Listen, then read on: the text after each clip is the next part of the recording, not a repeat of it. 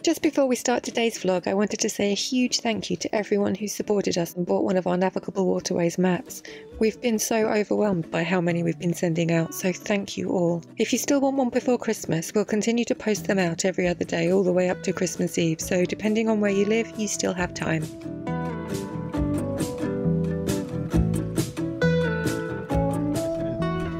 Morning.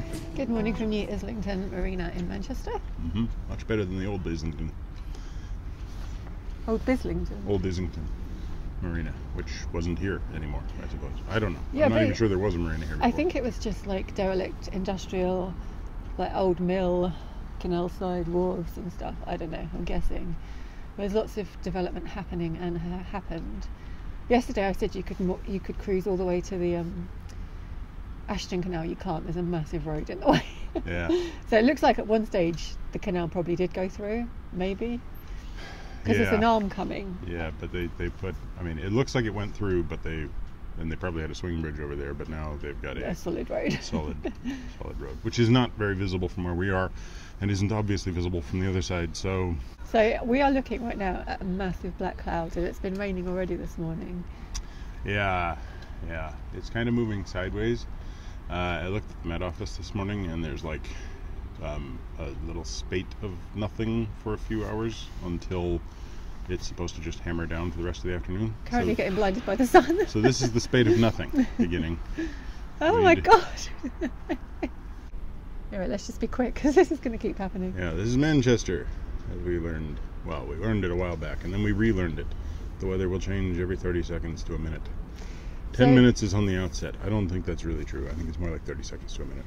So Mike, who helped us yesterday through the Rochdale 9, is hopefully coming back in about half an hour and is going to help us up some more locks. Yeah, because we've had to pre-book. At the moment there's sort of a stoppage. You used to have to book for this whole flight of locks from directly above here all the way up to 64. That's according to our Nicholson's guide. That ended some time ago, but they've reinstated it for 79 to 64 due to some persistent vandalism. Yeah. So, at the moment you have to book ahead to go up that flight. We've booked ahead for 11 o'clock. They're going to open Lock 79 for 11 a.m. today, which means we have to be there for roughly that time, which means we got to leave here around 10-ish to get through the two locks and be up there. But Mike has recommended this bakery called Pollen, which is just over there. So I think we're going to meet him there and hopefully buy him some breakfast before we go. Yeah. But now I have to get my arm down the weed hatch, the weed hole, the pain maker. Because we caught something yesterday. I lost some velocity. Didn't wrap the prop entirely as we came in, but I did suddenly have not quite as much control. So I think there's something around there. We'll find out. Hopefully I don't just stick my arm down a canal for no reason whatsoever. Alright then. Alright. Good luck. While Michael has his hand down the weed hatch, the sun comes out for us. Then predictably, just as we're leaving our mooring, it starts to rain.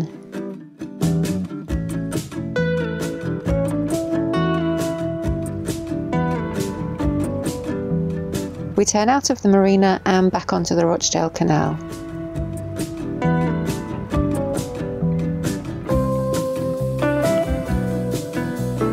It's less than half a mile through Rancoats to the first lock.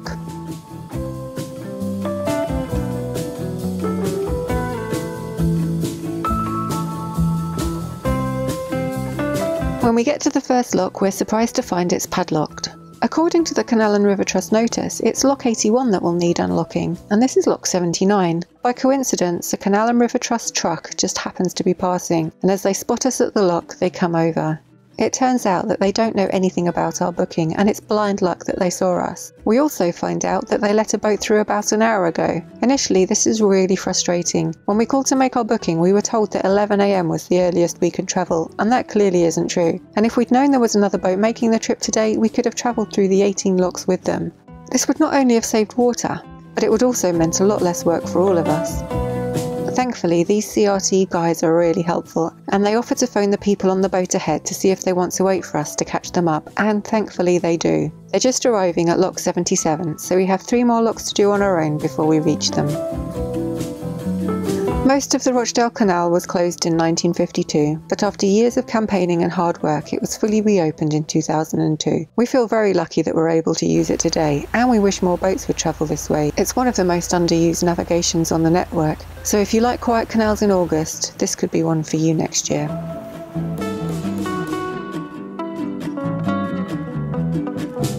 That's Victoria Textiles Mill ahead. It's made up of two huge 6-storey mills with an engine house between them. They were built in the late 1800s.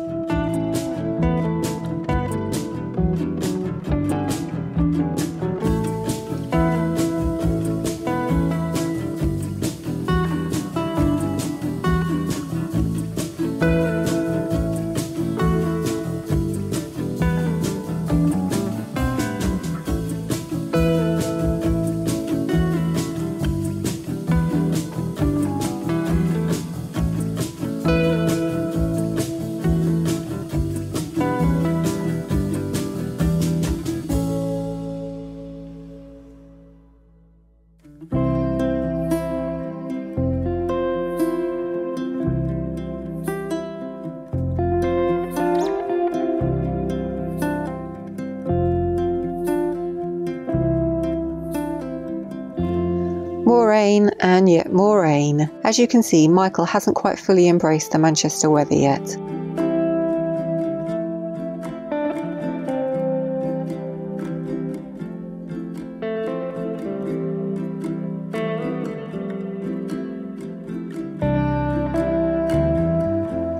Ahead we spot the boat that's been waiting for us. It's a hire boat from Sowerby Bridge, and its occupants are in the middle of their 2-week adventure around the Pennine Ring. They've already travelled on the Calder and Hebble navigation and completed the whole of the Huddersfield Narrow and Broad canals as well as the Ashton Canal, and now they're on the home straight.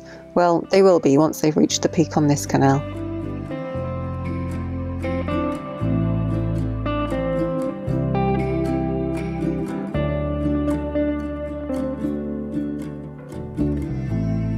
We're so happy to see them that we failed to register that this is Anthony Lock. When the canal was restored, it was made deeper to compensate for subsidence in the area. You can see the new upper section is made of concrete, but the original lower section is made from stone. The lock has a rise of just over 15 feet, and that's pretty deep. In fact, it's the 4th deepest lock on the UK canal system.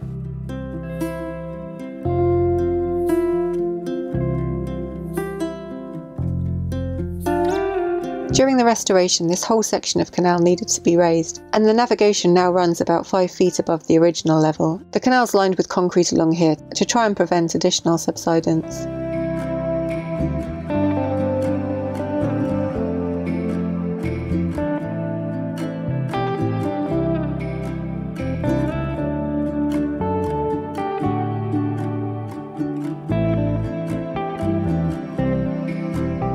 Life gets a little easier now we're travelling with another boat, and with Mike helping too, we've a total crew of 5, and it means I can walk ahead to get the next lock ready.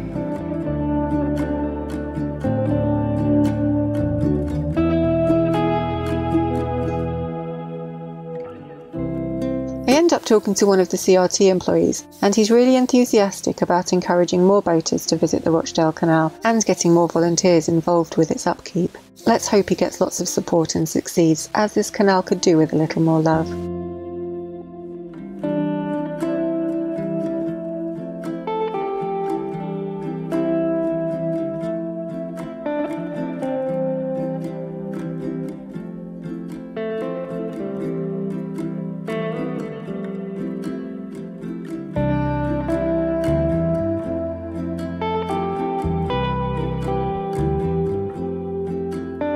Time to head down the weed hatch again, a sure sign we're still in the city.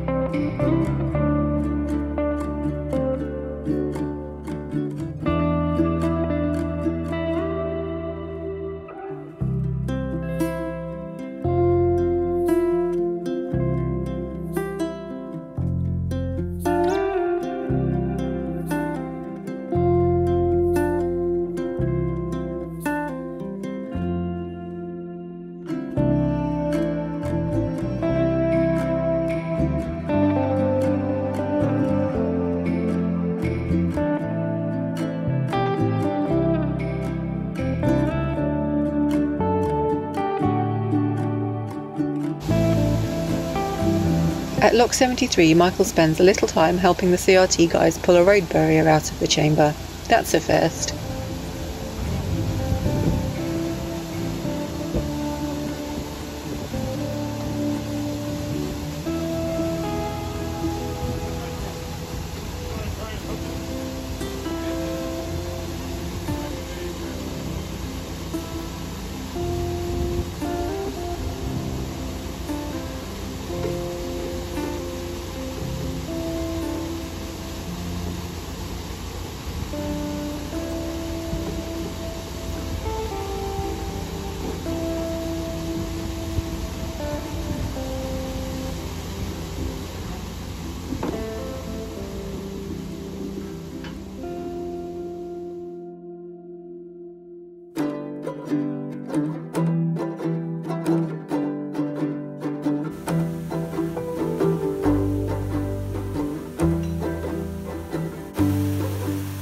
There's also part of a vacuum cleaner sitting on the sill, but we leave that where it is.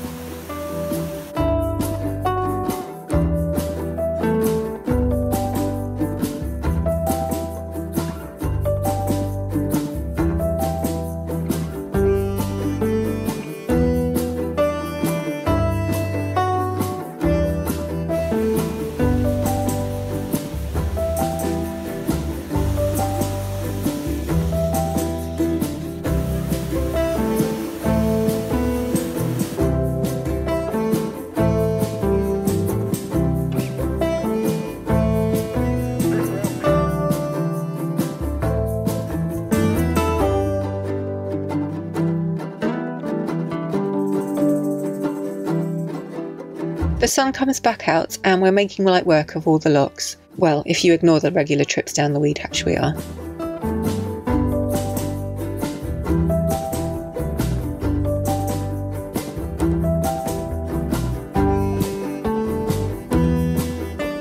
These locks have such a bad reputation, and we know that a lot of boaters are put off coming along the Rochdale Canal. We would advise doing locks 79 to 64 in one day, but they really aren't that bad, especially if you can pair up with another boat and arrange extra crew. Speaking of which, there's currently a notice on the CRT's website that if you call in advance, they'll try and arrange volunteer lock keepers for you, which is just brilliant and makes total sense. Okay, I've started to lose count of how many times Michael's been down the reed hatch today.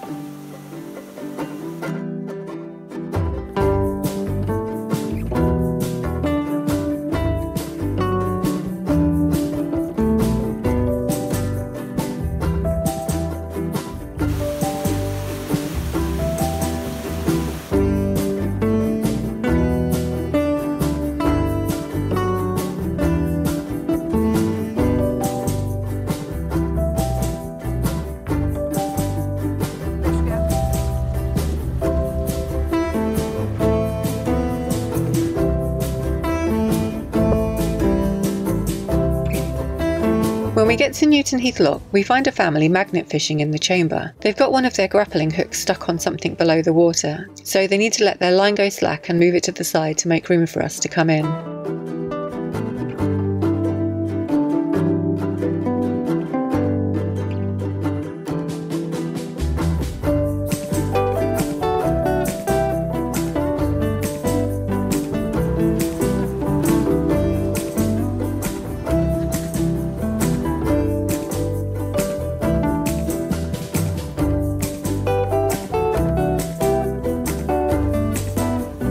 Onwards through Newton Heath, lock after lock, and a few friendly gongoozlers along the way too. Boats sadly aren't a too common sight along this flight after all.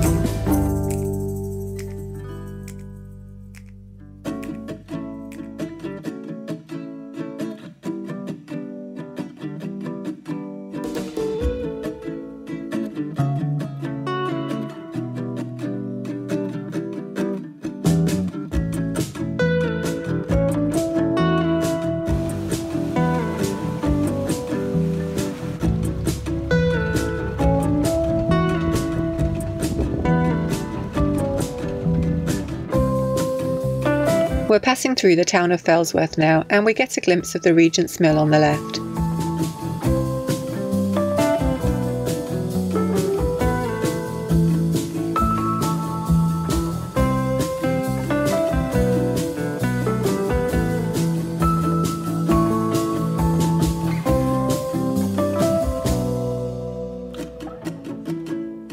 That's Ivy Mill behind the lock.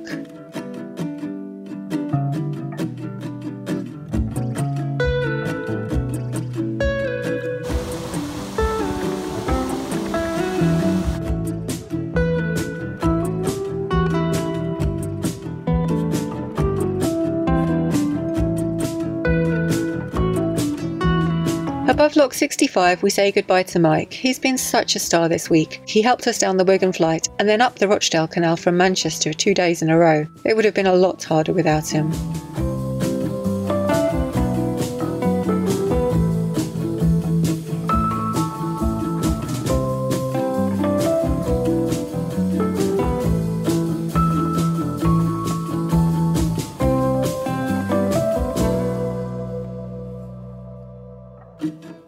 We're planning to moor by the Irk Aqueduct tonight, and so we've got about 3 more miles to travel today, as well as 1 lift bridge and 1 more lock to go through. This will pretty much take us past the outskirts of Manchester, past Oldham and Chadderton.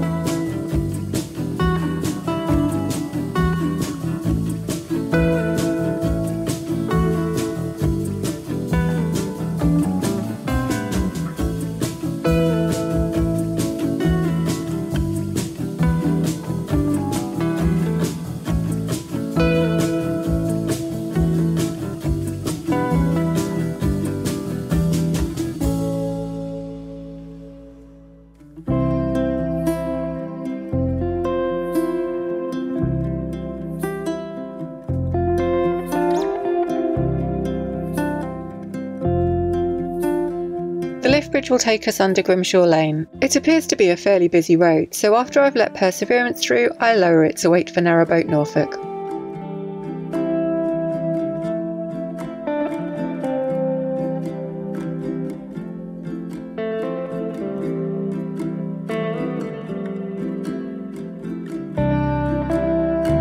Meanwhile, Michael goes to get the lock ready, which is where he has his own adventures. This is the boat floating free below the lock and banging into the gates. And this is the reason why.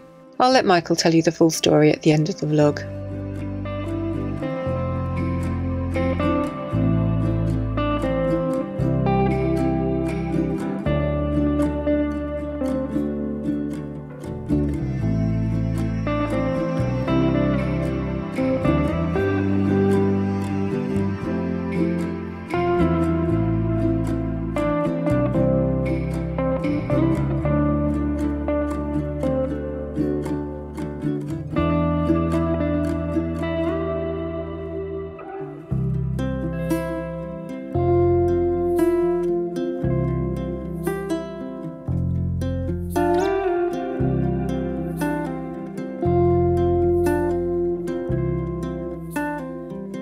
Yes. We are done.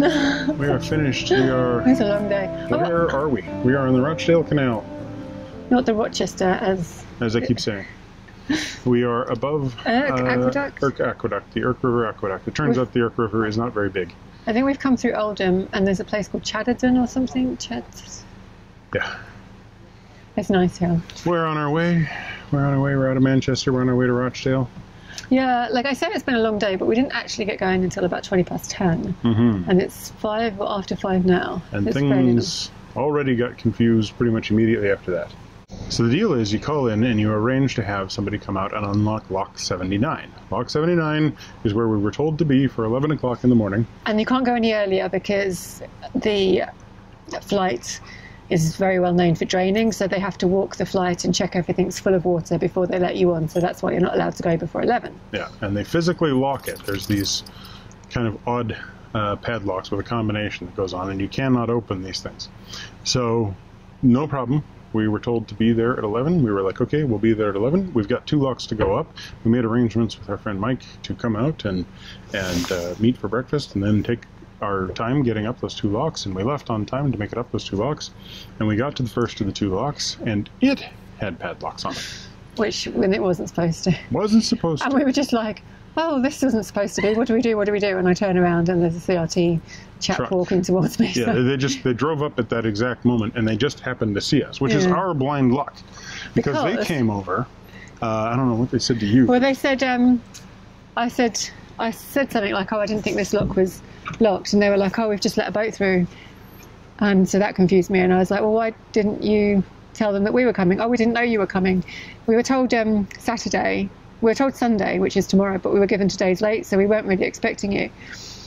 And I was like, okay, well, that's a shame because we're here, and we're going up. And if we'd known there was another boat, like, would have been much better to travel with that boat. Yeah.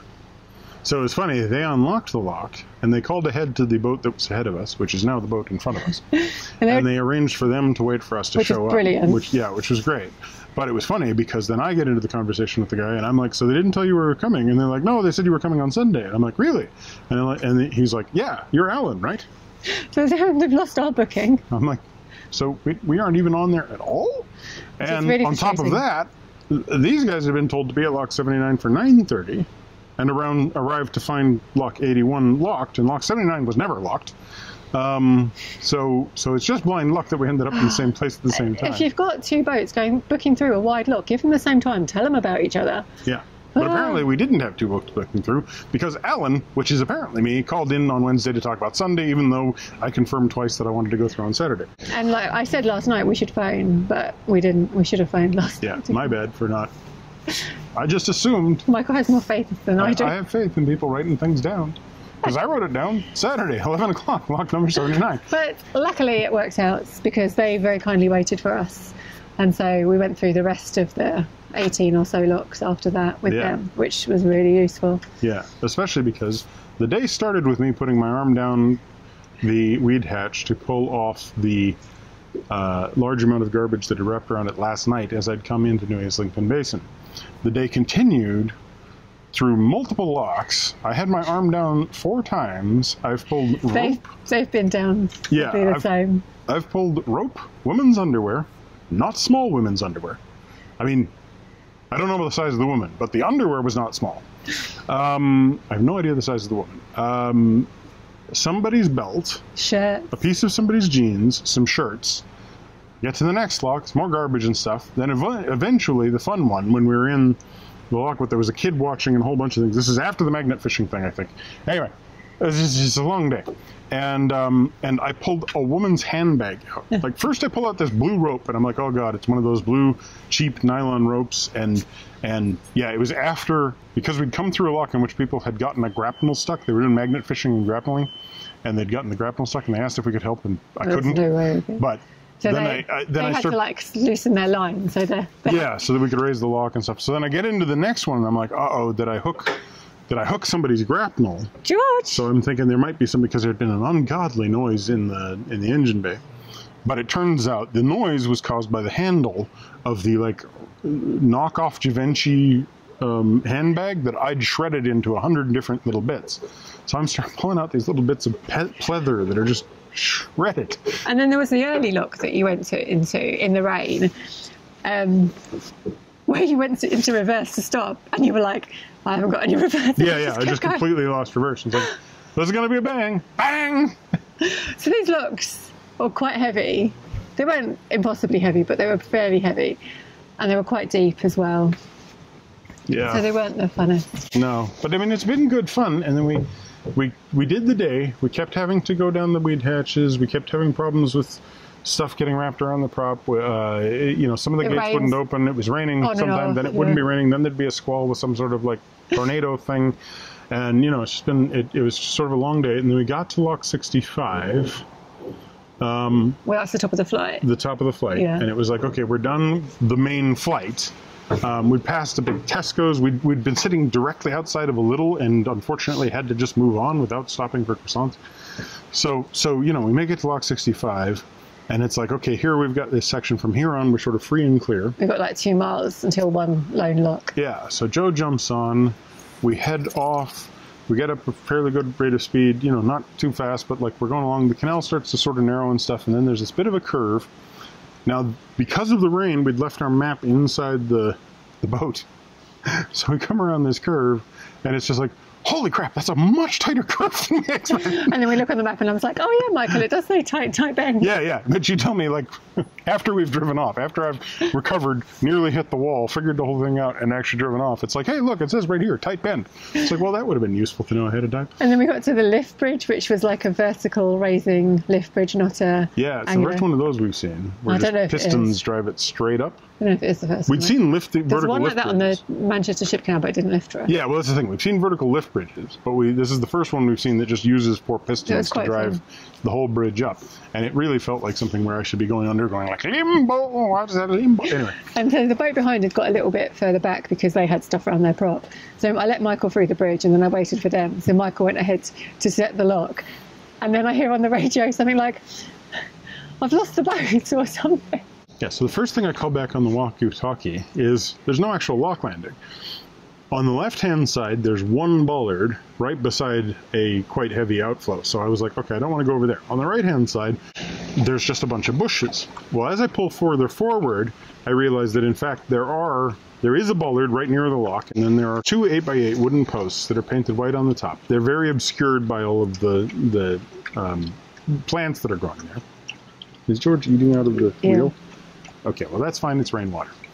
So I'm like, okay, there's a lot of plants, but I'll be able to get the boat in, the back end of the boat over, get the stern near enough where I can jump off, and then I'll be able to tie up to one of these posts, go to the lock. Hey, no problem.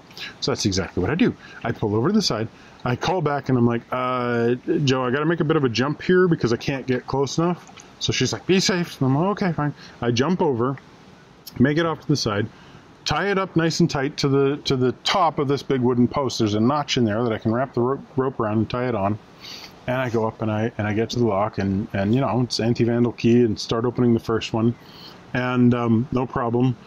Lots of water coming out. Go over to the second one, start opening it, and I hear this thwack noise. And I'm like, what makes a thwack? Like, that is a weird noise. And what makes that noise? So I'm just looking around like, what the heck was that? So I look over and I see that our boat is rapidly accelerating towards the lock, dragging behind it an 8x8 post that it's just torn off at the base. So this post is going bunk, bunk, bunk, bunk, bunk, bunk, bunk, down the towpath as it is heading very quickly towards the plants and the drop off into the canal. And there's a bit of rope that I had left coiled up behind it. So I see that rope start to disappear much more rapidly after the post falls into the water. At this point, I'm running across this swing bridge, trying to call back to Joe, going... No, swing bridge. Not swing bridge, sorry. I'm trying to run back across this thin little lock bridge, trying to call back to you, going, you won't believe this, but the post just got torn off.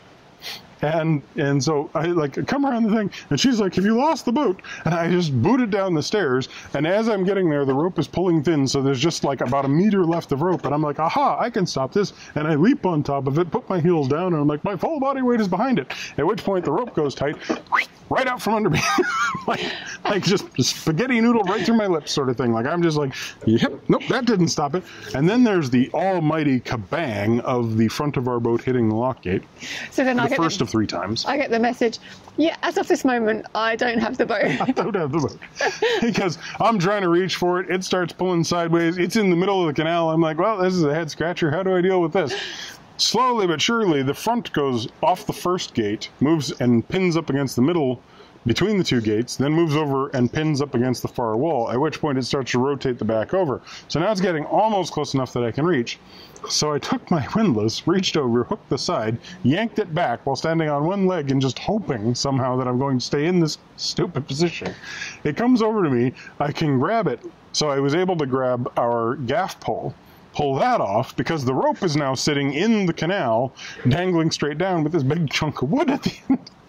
So I take the grapple pole, pull it around the thing, yank the thing back to me. Okay, excellent. I've got the rope. I've got the pole. I put down the pole and everything. I'm like, Joe, I've got the boat. But I'm also looking at, you know, a maybe 18-inch long 8x8 chunk of wood hanging at the end there going, well, I have no idea how I'm going to lift this out. So, I put everything down and I just yank. Well, it turns out that it must have been dry rotted just completely because I yank it and this 8x8 piece of wood about that big that looks like it should weigh about 150 pounds just comes flinging out of the water like I've just yanked an angry fish or something. So it's just like, well, that's easier than I thought it would be. Oh, just what you need after the 7 hours of... Yeah, so finally I put that down and tied us up to a stone bollard and was like, I've got the boat back. And then we came through the lock, and then we came around the corner and over the aqueduct, and we moored up. Yeah, we moored up as fast as we possibly could. Good Lord. So that's the day. More of the same tomorrow. Yeah. Well, no, there will not be any ripping off of 8x8 bowlers. So we've got a thing of sourdough waiting for us. So that's the end of today. Rochdale begun. Thanks for watching. Give us a thumbs up, comment down below, subscribe if you haven't already. Subscribe to Minimalist Maximal Velocity if you eventually want to see a time lapse of this. And of course, hit that notification button, bell thingamajig if you want to actually get notifications, bells, and button thingamajiggies.